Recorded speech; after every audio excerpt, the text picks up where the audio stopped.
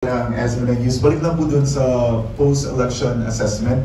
First question po kasi noong 2025 campaign, lumabas yung narrative laban sa mga tinawag na pro-China candidates na huwag daw iboto ang mga may simpatya sa China. Pero ironically, hindi rin pinalad makapasok sa Magic 12 yung senador na pinaka-vocal tungkol dito. I would like to address this question to Senator Nikki. Ma'am, sa tingin niyo po, naging effective ba o hindi ang ganitong klaseng messaging? Obviously, sa resulta ng eleksyon, hindi ito naging efektibo. Ang nangyari lang, nagkalat lang sila ng lagim. Nagkalat lang sila ng mananakot, mag-aalinlangan. That was all that was garnered from that kind of a campaign. Let's not forget, if you look at the maybe top 2,000-3,000 companies, even small and medium scale, industries, marami dyan, Filipino-Chinese ang nagpapatakbo, ang nagme-may-ari. Some of these companies date back many generations. These are companies that are providing employment for millions of Filipinos. And those millions of Filipinos know that for so many years or even generations, as I said, their families have relied on these factories. Hindi na nila tinitignan, ito ba Filipino-Chinese? Chinese, saan ba? Kailan ba dumating yung Chinese na yan? When did they arrive? Was it last year, 2 years, 10, 20, 30 years ago? Doesn't matter. Hindi magkakaroon, isipin lang natin, hindi magkakaroon ng 100 mall ang SM kung hindi Pilipino ang bumibili dyan o pumapasok dyan. Hindi magkakaroon ng gaano kadami mga pabrika ng pagkain, pabrika ng damit, pagkain, lahat ang maisip mo. Diba? Yung retail na lang, isipin nyo. Yung retail, appliances, kahit ano maisip niyo. Meron bang, ewan ko, not from my personal experience or information that I get, no?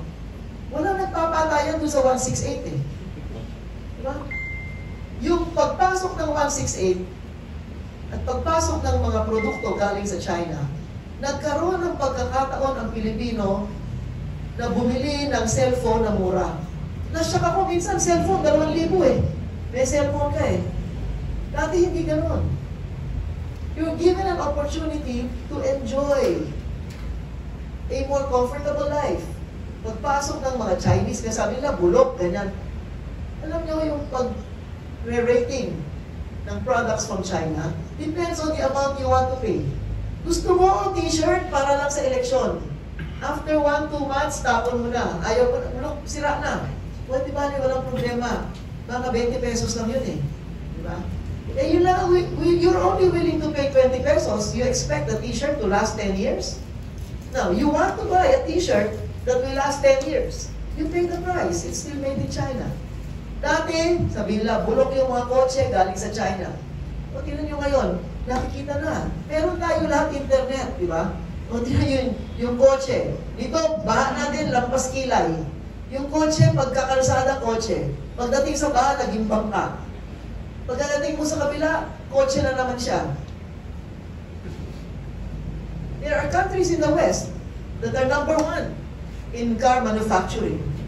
But it took a Chinese manufacturer. I don't have to be pro-China. I have to be pro-Philippines.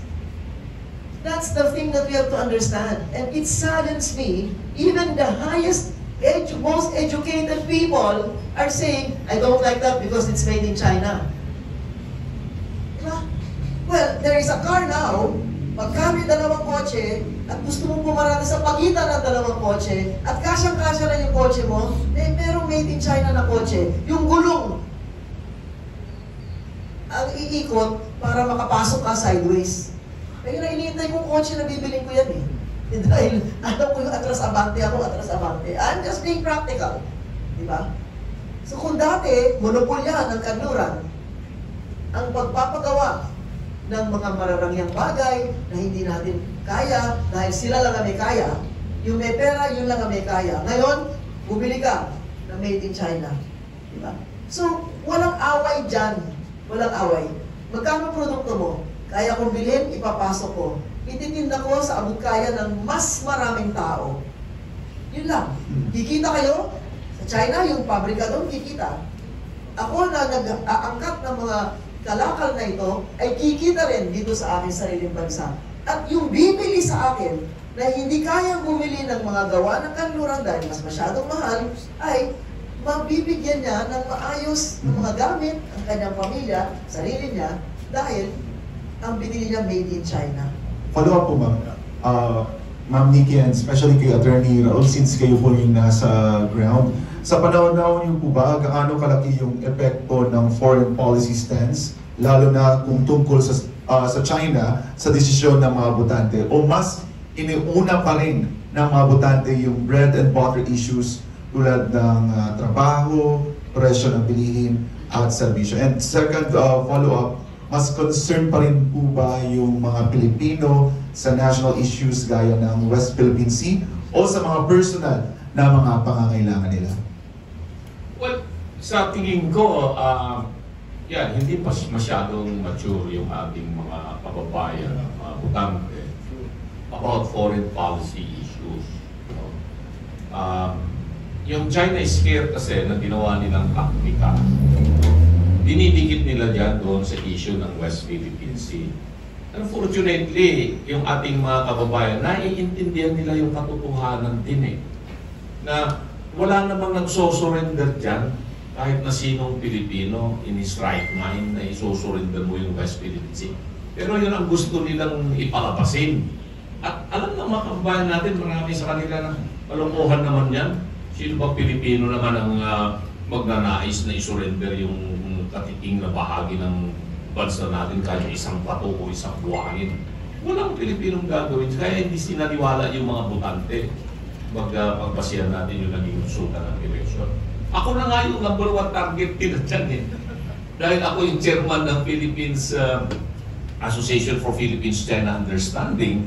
At proud ako na ako yung nag-promote ng friendly relations ng Pilipinas at China.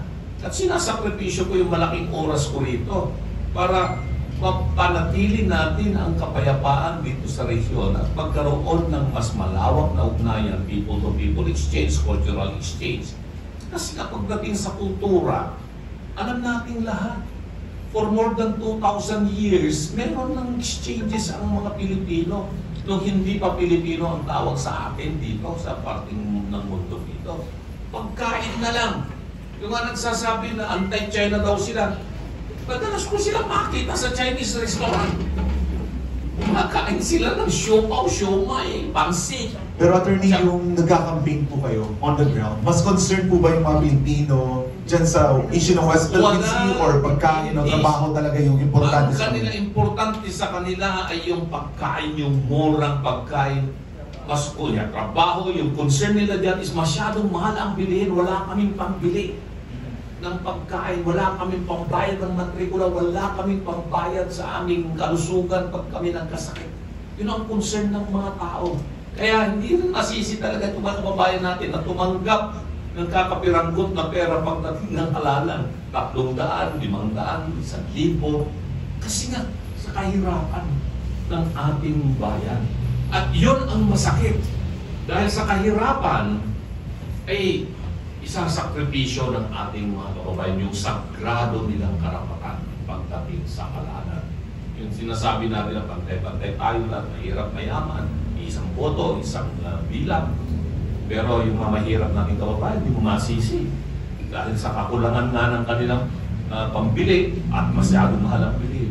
Yun pa rin ang nanaig sa issue na ito. Ay, tingnan mo naman, number one si Bongo, kasi nga si Bongo, nadama ng mga tao yung mga sakit niya.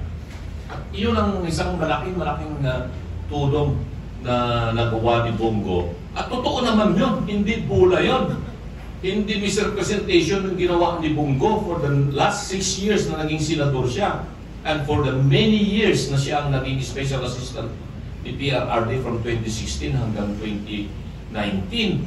Nagtrabaho talaga si Bongo para sa ating mga kababayan. Kaya happy ako kay Senator Bongo na gano'n ang dami ng bumoto sa kanya. So Ma'am Nikki,